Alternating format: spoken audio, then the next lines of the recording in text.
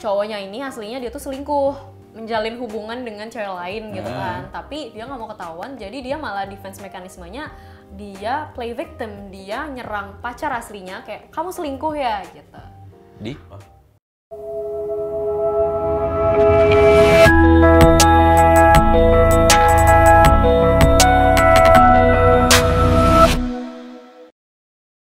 Welcome to Cameo Project. Sekarang langsung pencet tombol subscribe ya. Jangan lupa pencet tombol lonceng biar dapat notifikasi. Acak cus. Yo! Balik lagi di POV Cameo Project dan sekarang kita lagi bersama Reza Nangin dan Clarin Hayes. Kan udah lama juga soalnya. gua baru. Udah lama. Kalau misalnya dari tayangan, panjang sekali. Sayang sekali ya. Terima kasih Cameo Project udah mengundang saya ke sini. Boleh gue Ya. siram nggak? Gue siram. Emang lu Sinta Luna doang yang boleh nyiram Boy William? Ah, gue juga bisa nih. Oke. Kita lagi bareng sama Marsyanda. Bukan. Oh, bukan. Marsha. Dulu banyak yang bilang aku mirip loh pas aku masih kecil. Oh iya? Iya. Udah gede gimana masih? Kayaknya enggak ya. Nggak tahu deh. What do you think? Iya, beda-beda. Sama Clarin Clay ya. Bukan. Alhamdulillah udah dibilang tadi. Bukan. It's Clarin Hayes. Clarin Hayes. Yeay. Yang subscribernya jauh melebihi Cameo Project. Enggak jauh lah. Berapa? Why do you always bring that up? I don't know. Enggak, berapa? Why? Menarik. Soalnya menarik untuk dibahas berapa? Oh, iya. Berapa subscriber sekarang? Ntar coba 1,3 deh kayaknya. Mulainya kapan? Aku mulainya Maret 2017. Oke, 2017 mulai bulan Maret. Yes. Mulai bulan Maret, 3 tahun lumayan sih. Lumayan, oke lah. Ya. Cepet lah dibandingin. Terpaut Itu 600 sekarang 600 mungkin nanti terpautnya lebih jauh lagi. Tapi itu udah jadi dokter 2017 ya? Belum, pas mulai udah sarjana kedokteran, baru mulai koas, baru aku sambil bikin. Ingat banget itu aku minggu pertama aku masuk koas. Aku pertama kali upload video. Upload video. Oh, oke. 2017 lagi koas, kamu malah bikin video. Kok sounds wrong ya? Oh iya, sorry. Bukan malah. Bukannya bikin laporan pasien, malah ngedit video. Thank you. No, sekarang ini ngingetin Oke. aku masa-masa koas dibilang kayaknya. Oke, dirubah ya. Jadi waktu kamu lagi koas, kamu masih menyempatkan diri. Ah iya untuk benar. ngedit. Wow. Memang cameo sekali Iya, ya. Memang iya. cameo sekali tuh Gimana gitu. tuh? Energinya itu sangat positif dong kita. Bener kita karena kan channel mendidik.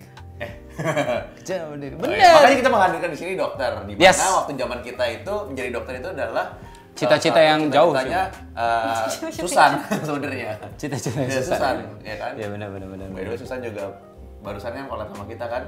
Ya, belum jadi dokter juga dia. Belum. Walaupun dia cita-citanya, tahu Susan nggak? Enggak. Oke, tapi kita tidak akan membahas Susan di sini ya. Iya. Kita membahas Clarin yang lahir Iya. tahun 1995 di Surabaya. Ih kok tahu sih? Oke. Wikipedia ya. Terima kasih ya sih yang Wikipedia. sudah bikin talking point-nya. Udah cuma itu doang yang gue tahu. Saya enggak, terima kasih. Surabaya iki. Waduh. Ngerti lah aku bahasanya. Ngerti ya? Heeh. Dikit ya. Oke. Nah, jadi lu sekarang udah jadi dokter Dokter. kan? Nah, kita kan kita juga pengen ngebahas tentang Self defense mechanism. Wih. itu dia. Kayaknya cuma aku yang ngomongnya beneran dari mekanisme pertahanan. Mekanisme Tunggu, bahasa Inggris. Coba ulangi yang dia bilang. self defense mechanism. Biasa aja. Bisa gua, kalau misalnya cuma nyebut-nyebutin kayak gitu Gitu dong, bisa kayak ya? Cinta Laura bisa. Mekanisme Pertahanan jiwa. Bukan diri, bukan mekanisme pertahanan bela diri itu Oke. beda kan. Berarti pertahanan jiwa. Oke. Mental health. Yes.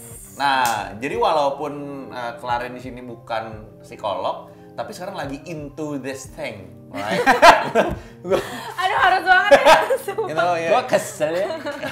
Ya jadi soalnya kan kalau kedokteran kan juga membahas mengenai kesehatan jiwa, which is psikiatri. Oh, oke, jangan. Jadi itu memang ada di kedokteran ya? Ada Psikiatri dong. itu. Oke. Ini kan sebenarnya kenapa kita bahas ini karena ini yang sekarang umum, sesuatu yang umum yang dialami sebenarnya, tapi kita selama ini nggak pernah sadar kan. Oke. Kalau ini ada gitu loh, kita subconsciously kita melakukan apa ya, self defense. Yes. Bener nggak sih? Mekanisme Mekanisme. itu. Yakin gitu gak? Bener nggak sih? Self Bener, defense bener, mechanism bener, itu. Iya. Contoh. Contohnya apa? Contoh paling konkret apa sih yang paling simple lah, misalnya kayak lagi dalam kehidupan sosial gitu bersama dengan teman-teman atau apa gitu? Gitu ya, itu kayak salah satunya tuh yang humor tadi kan, yang kenapa Cameo Project nggak ntar gue nggak bahas itu. Cameo Project. Oke. Contoh dari ini. Lu Cameo Project. Gua Gue baru keluar. Kan gue udah lama nih. Ini kan gue bintang tamu. Oke. Ya, lu Cameo Project ya. Oke. Misalnya, contohnya ya. Ya, oke. Ya, Anda adalah personel Cameo Project. Oke, misalnya ya, gua netizen julid. Oke, ya. Bang, Ah, kok Cameo Project udah lama tapi subscribernya masih di bawah 1 juta, Bang? Kenapa tuh, Bang? Cupu banget, Bang. Hah? ya emang cupu. Nah, Jangan dong, harusnya dia ketawa gitu dong, harusnya dia kayak enggak, kalau misalkan outputnya begitu gimana? Kok atur-atur gua harus gimana Nah, respon? ini natural self defense. Ini self defense mechanism Nggak, kalau dia kalau ngomong ini gitu. enggak sih, atau enggak kalau gue ini ikut nggak termasuk. menertawakan. Wah, iya memang ya namanya juga Nah, iya. channel mendidik gitu misalnya. Biasanya kita selalu pakai alasan itu tuh. Ya, namanya juga channel mendidik. Selain tidak ada subscribernya, tidak ada uangnya. Ya pokoknya intinya kayak gitulah, yang kayak menjadikan menangkap sesuatu yang dia nggak terlalu suka itu jadi suatu humor gitu. Kayak misal gini aja nih gampangannya deh, ih Kla, kok aku kira kamu tuh tinggi ya, ternyata pas ketemu pendek banget. Ha iya emang aku pendek, ha ya kayak ya udah gitu loh. Nah that is one of a self defense mechanism called humor. Itu kan output yang kita lakukan kan. Ketawa sebenarnya. itu Iya adalah intinya, itu jadi kita berarti- kayak nggak baper gitu loh, kayak lebih ke ya terima aja dan dibawa santai dan dibawa jadi ke humor. Itu adalah salah satu contoh self defense mechanism. yang oke Yang dong oke, berarti. iya. Iya. Jadi self defense mechanism itu ada berapa macam? Dia Nah, ini kita- ada sebenarnya self defense mechanism ini kita bisa bagi jadi 3. Oke. Ada yang matur tuh yang kayak tadi salah satu contohnya. Terus ada yang neurotik sama ada yang imatur. Oke. Nah itu nanti ada lagi jenis-jenisnya. Matur itu gitu. maksudnya mature gitu ya? Iya mature. Dewasa. Gitu. Dewasa. Dewasa menanggapinya. Neurotik gitu. sama Iya. immature. Jadi sekarang mau ngebahas apa nih nextnya nih setelah matur? Sama matur kita mau bahas tentang mekanisme pertahanan jiwa yang neurotik. Yang neurotik ya? Neurotik. Oke, kenapa yang neurotik? Banyak yang seru-seru apa gitu? Iya soalnya neurotik kayak kayak banyak kita temuin di film-film gitu loh kak. Oh. Ah. Oke, langsung aja. Lumayan Oke, sih. neurotik.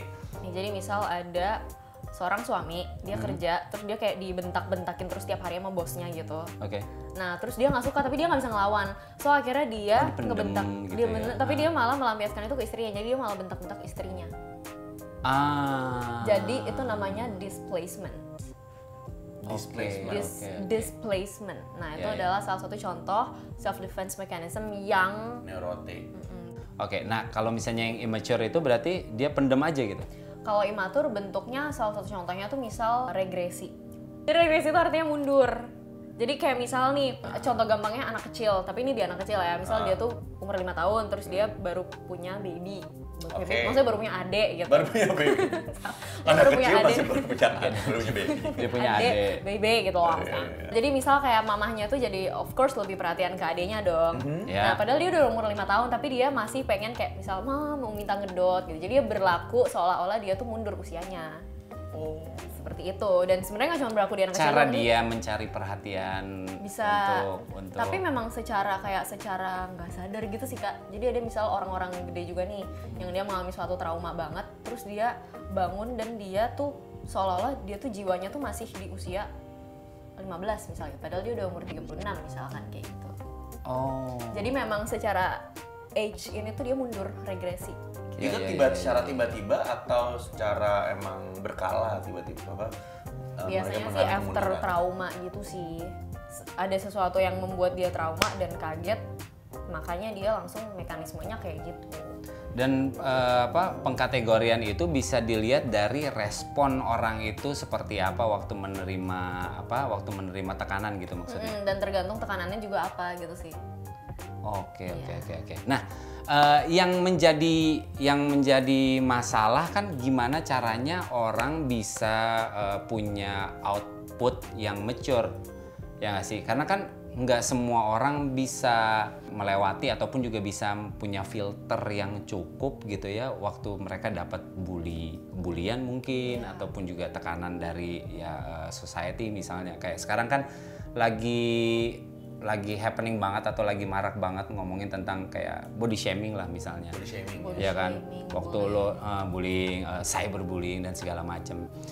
Nah Kalau itu sih sebenarnya banyak faktor ya, gimana dari pembawaan orangnya sendiri. Ada orang yang emang dari sononya nyantai gitu, ada orang yang dari sononya emang ayo udahlah santuy aja lah gitu nanggepinnya. Ada yang emang dikit-dikit walaupun itu sebenarnya nggak bermaksud ngebully atau gimana, walaupun sebenarnya itu kritik, tapi dia jadi depresi nerima kritik itu juga bisa. Jadi satu dari dia sendiri bisa, dua dari lingkungan, misal orang tua dia, teman-teman dia, gimana dia tuh diperlakukan selama dia bertumbuh, itu kan masuk ke dalam subconscious mind-nya dia dan membentuk salah satu jati diri dia juga. Kayak gitu. Jadi kalau mau ditanya gimana caranya ya Faktornya banyak. Faktornya banyak dan setiap orang tuh bisa beda-beda gitu loh, Kak. Bentuk-bentuknya ya. Iya, betul. Dari Bentuk-bentuknya. dari mature itu apa, immature itu apa, dan sama neurotik. Jadi mungkin supaya lebih Biar kayak ada lebih- gambaran gitu Ah, kali ya. bener-bener. Jangan-jangan gue punya yang ini nih. Iya, iya, betul. Sebenarnya ada baik banget, tapi ini aku kasih contoh beberapa yang misalnya lebih bisa relate sama kita kali ya. Yang pertama tuh ada sublimasi. Nah, Sublimasi. sublimasi itu jadi misal dia tahu dia punya intensi yang kayak buruk gitu, suatu kebiasaan yang buruk. Misal dia suka dia suka nonjokin orang. Dia misal dia sangat violence. Nah terus dia tahu kalau dia nggak boleh nih sampai gede dia nonjokin orang, jadi kriminal dong. Akhirnya dia malah jadi petinju gitu. Jadi dia men-channeling impulse dia ini, tendensi dia ini ke sesuatu yang lebih positif. Oke, terus selain sublimasi ada apa? Tadi yang kayak humor Itu apa namanya? itu humor. Jadi pokoknya Jadi segala macam yang kita bisa saring, Handle lah, handle, istilahnya. terus habis itu handle dengan ketawa, dengan santai gitu. Itu humor. Jadi termasuk seperti when life give you lemon and you just make it Lemonade. make lemonade out of it gitu. Ngerti nggak? Lemon Suatu isn't really that bad. Iya sih. Oke, ada satu lagi. Ini satu lagi yaitu namanya altruisme. Nah, dia kayak pro-social behavior. Di sini tuh true selflessness. Sebenarnya ini lebih kayak selflessness. Selflessness is like lawannya selfish. ya, Jadi ya, dia ya. lebih mengutamakan orang lain dibanding diri dia sendiri. Ada contohnya nggak bagaimana waktu orang dia ditekan tapi dia mengeluarkan itu gitu loh? Kepikirannya kayak film-film Marvel gitu, tau Oh, gak sih? Yang misal nggak kayak ada apa-apa. bangunan mau roboh gitu. Tapi kayak ini orang kayak instead of menyelamatkan diri dia sendiri, dia kayak nyelamatin anak kecil dulu, kayak misal kayak gitu. Oh dia Ngerti gak sih? Jadi misalkan dia mengorbankan mengutamakan diri sendiri. Iya, kayak gitu. Atau, tapi apakah itu sesuatu itu menimpa diri dia ataukah sesuatu itu menimpa orang lain? Dia udah tahu ada resikonya gitu loh, Kak. Tapi dia tetap mengutamakan orang lain dibanding diri dia sendiri. Despite gimana situasinya gitu loh. Oke. Intinya prinsipnya dia kayak gitu. Oke, Apa-apa? rasionalisasi. Ya. Oh, rasionalisasi. Rasionalisasi. Rasional tuh kan masuk akal gitu Iya. kan. Jadi misal seorang ibu dia itu suka mukulin anaknya. Dia tuh pokoknya violence aja ibu ini. Tapi ketika ditanya kenapa sih kok kamu mukulin? Iya soalnya dia nakal. Iya soalnya, jadi dia punya banyak excuse. Dia mencari pembenaran. Itu namanya rasionalisasi. Kayak namanya kan rasionalisasi. Dia merasionalkan apa yang sebenarnya nggak benar. Gitu. Oke. Dia merasa alasan-alasan yang dikasih, oh ini fakta kok, rasional kok. Ya kan makanya gue melawan ini gitu. Ya. Oke, rasionalisasi. Mungkin juga di sini yang nonton mungkin punya pengalaman terhadap orang tuanya lain, atau bosnya, mungkin bisa ditulis juga, oh iya gue pernah ngerasain ini nih. Ternyata. Iya benar. Lo ditekan tapi seakan-akan memang bukan seakan-akan sih, mereka yang menekan itu Nggak merasa. punya alasan yang tepat untuk melakukan itu ya. Iya. Makanya kenapa kalau misalnya gue nggak tahu sih kalau misalnya di Indonesia ada, kalau misalnya di luar tuh gue ngelihat berita tuh banyak banget mereka tuh kayak punya alasan yang tepat untuk memutilasi gitu. Gue tahu. Ya, itu udah kelainan. Gue tahu. Misalkan, kenapa lu perkosa cewek ini? Ya karena dia pakai baju seksi, karena dia menonjolkan tubuh-tubuh yang memang bikin Bener. gue aroused gitu kan, gue nafsu, jadi gue perkosa. Ya wajar dong, makanya jangan pakai baju seksi dong. Bener nggak? Tapi bener nggak itu contohnya? Benar. Oh. Oke. Terus abis itu ada displacement tadi kan udah Yang contohnya. tadi yang dia malah dia melampiaskan ke di tempat yang lain tempat yang orang tidak lain. semestinya gitu kan ya. reaction formation, reaksi formasi. Jadi misal kok ibu-ibu mulu ya contohnya ya. Gak apa-apa ibu-ibu, Ya udah, nggak emang apa-apa. paling banyak ibu-ibu tuh jadi contoh. Jadi dia misal dia punya anak yang dia sebenarnya tidak menginginkan anak itu. Oke. Dia hamil di luar nikah. Iya, let's say seperti Oke, itu iya, lah. iya, oke. Dia nggak pengen punya anak itu, dia benci sebenarnya dia punya anak itu, tapi jatuhnya dia malah care banget atau overprotective sama anak itu gitu. That doesn't sound normal, right? But there is a person like that. That's why itu namanya. Tapi bagus dong sebenarnya. Tapi kan dia sebenarnya dalam hati nggak ngerasa ini, Kak.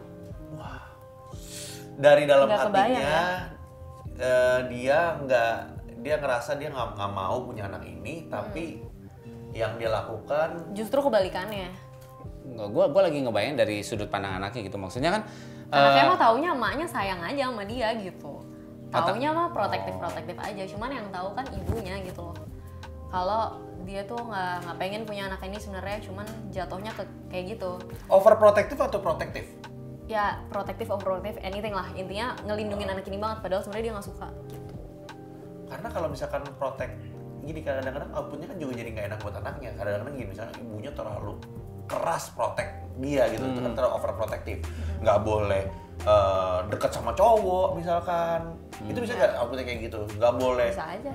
Jadi harus belajar terus. Iya, atau misal dikit-dikit, kamu nggak apa-apa, kayak gitu. Kayak khawatir berlebihan juga sama anaknya ini gitu. Padahal kan sebenarnya dia nggak pengen anak ini gitu. That's why ini tidak matur atau neurotik. Maksudnya bukan termasuk yang matur gitu. tapi itu maksudnya gini, kalau misalnya masuk dalam kategori neurotik itu, apakah bisa dikatakan berbahaya untuk diri sendiri maupun juga sama lingkungannya dia gitu ya, yang istilahnya misalnya kayak anaknya lah, misalnya kalau misalnya kayak gitu, atau suaminya atau istrinya atau keluarganya. Nah, lebih berbahayanya itu sebenarnya kenapa kita melakukan penggolongan ini itu supaya kita tahu orang ini masuk self defense mechanism yang mana, dan dia berarti punya kecenderungan untuk prone to mental illness yang seperti apa gitu. Jadi kalau misal orang yang matur, ya otomatis dia akan lebih kuat dong menghadapi stresor. Nah, kalau orang yang masuk neurotik, apapun jenis self defense mechanismnya, ya berarti dia lebih prone to mental illness yang gangguan neurosis. Itu kalau di PPDGJ, di dalam penggolongan pedoman pelaksanaan diagnosis gangguan jiwa, gangguan-gangguan tuh baik banget. Gangguan, ada yang gangguan mood, gangguan fit. Nah, itu ada salah satunya tuh ada gangguan yang jenisnya neurotik. Bisa karena salah satu faktornya karena dia punya self defense mechanism yang penggolongannya adalah neurotik kayak gitu. Jadi kalau mau ditanya bahayanya, ya bahaya dalam arti siapa yang nggak mau sehat ya kan? Dia bisa menuju ke arah situ gitu loh. Kalau ini dilakukan terus, dia nggak punya penyaluran, dia nggak tahu harus ngeluarinnya kayak apa. Represi ini, let's say ada pemerkosaan rame-rame terhadap seorang perempuan. Dia sangat traumatik sama kejadian ini, sehingga dia lupa itu pernah terjadi. Tapi bukan pura-pura lupa. Alam sadar dia itu kayak menghapus that it happened. Jadi benar-benar lupa gitu loh. Tapi tolong dibedain sama yang namanya amnesia. Kalau amnesia memang karena ada kelainan di otak. Kalau ini kelainan di mental atau respon mereka. Tapi sekali lagi nggak ke semua orang bisa berlaku kayak gini ya kak. Iya. Karena kan sifatnya orang beda-beda responnya. Gitu. Iya betul. Iya. Gitu. Wow. Tapi kalau bisa nyampe bisa represi kayak gitu sih memang. Berarti itu udah parah banget gitu sih. Oke, ini kan baru neurotik nih ya. Baru neurotik. Masih ada imatur. Masih ada nggak tapi yang neurotik? Masih ada lagi. Undoing, kayak undo gitu. Iya. Kan? Jadi pernah nonton Criminal Minds nggak? Pernah. Nah itu misal, di situ kan Criminal Minds kan biasanya orang-orang yang agak-agak sakit gitu kan ya. Iya. Nah let's say dia itu membunuh perempuan lagi. Oh contohnya begini banget, ya udah nggak apa-apa. Ya, apa-apa. Contoh doang ya. Contoh. Dia membunuh perempuan, terus dia perkosa atau gimana gitu. Dan dia merasa bersalah, dia nggak pengen sebenarnya ngelakuin itu, tapi udah terjadi. Akhirnya perempuan ini, korbannya ini malah dimandiin, terus dipakein baju, didandanin, diperlakukan dengan hormat, karena dia kayak melakukan ritual untuk undo the things yang udah terlanjur terjadi. Jadi buat dia itu adalah bentuk dia memaafkan diri dia sendiri gitu loh kak. Wow. Nah ini salah satu contohnya itu proyeksi kak. Proyeksi. Proyeksi. Oke. Kamu lagi, ya misalkan orang pacaran gitu kan. Nah terus si cowoknya ini aslinya dia tuh selingkuh, menjalin hubungan dengan cewek lain gitu kan. Tapi dia nggak mau ketahuan, jadi dia malah defense mekanismenya dia play victim, dia nyerang pacar aslinya kayak kamu selingkuh ya gitu.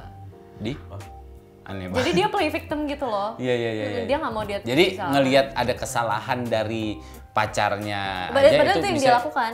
Itu yang dia lakukan, kan dia yang selingkuh. Tapi dia nuduh ceweknya yang selingkuh. Oke.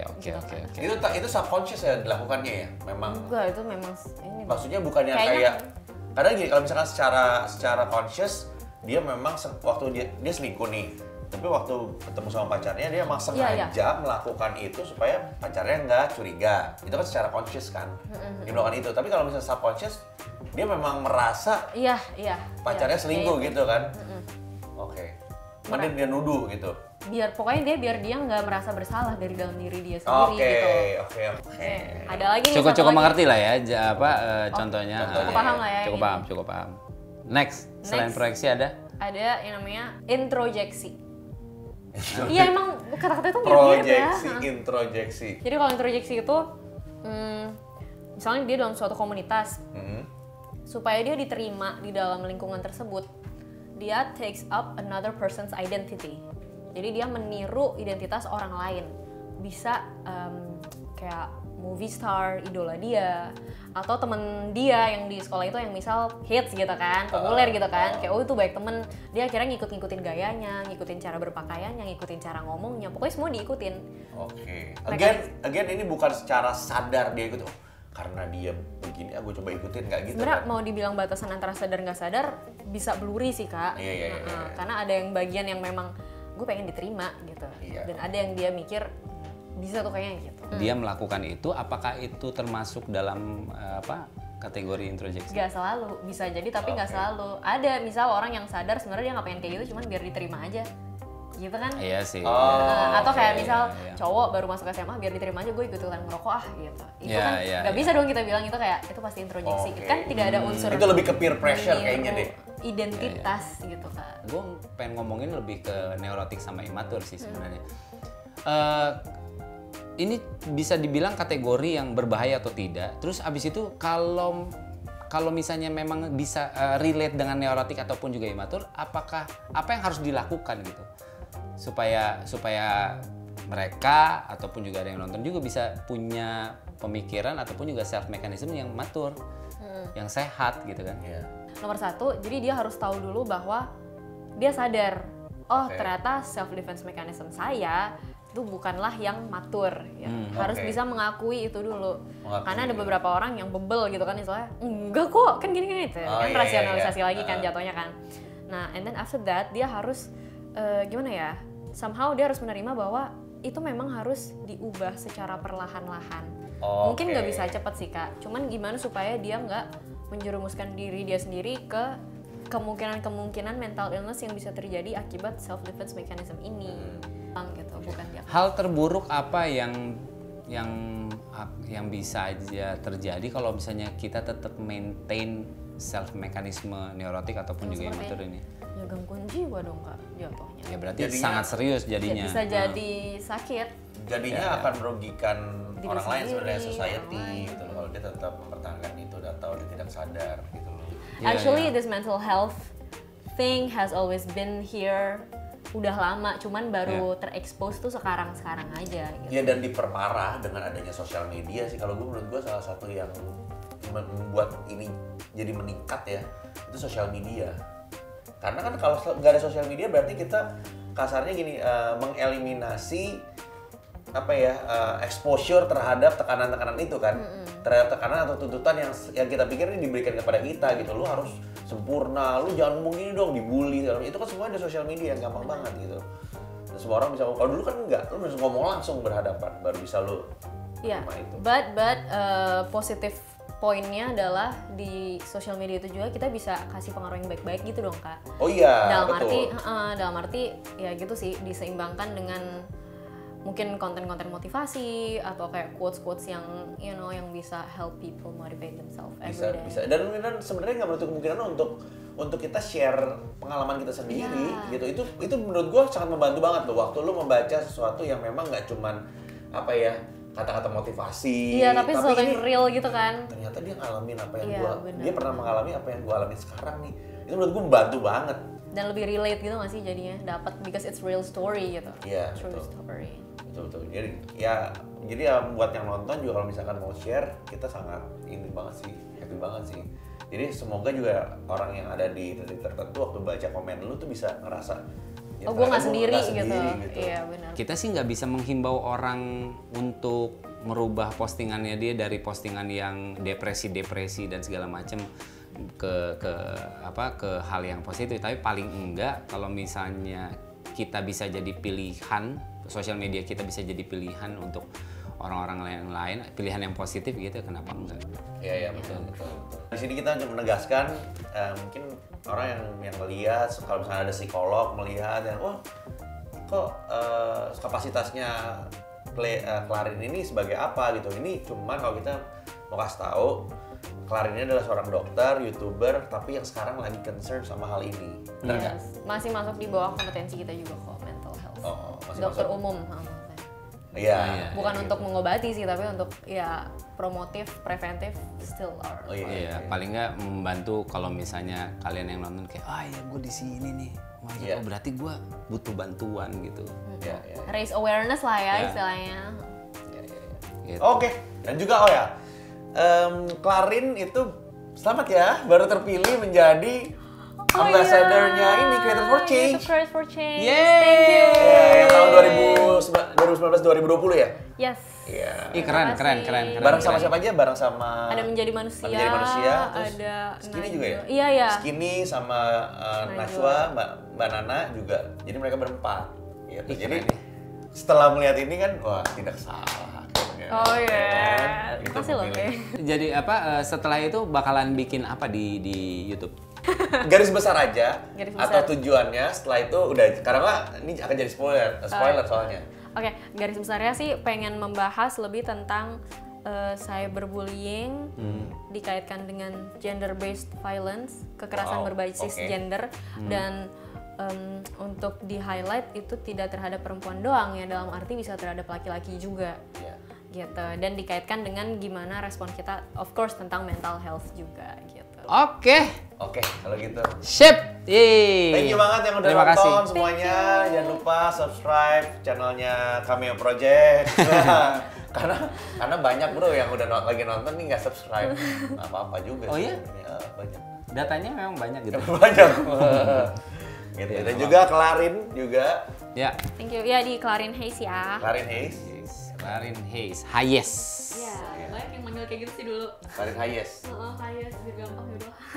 Oke, kalau gitu. Sip, sampai ketemu lagi di PV selanjutnya. Bye-bye.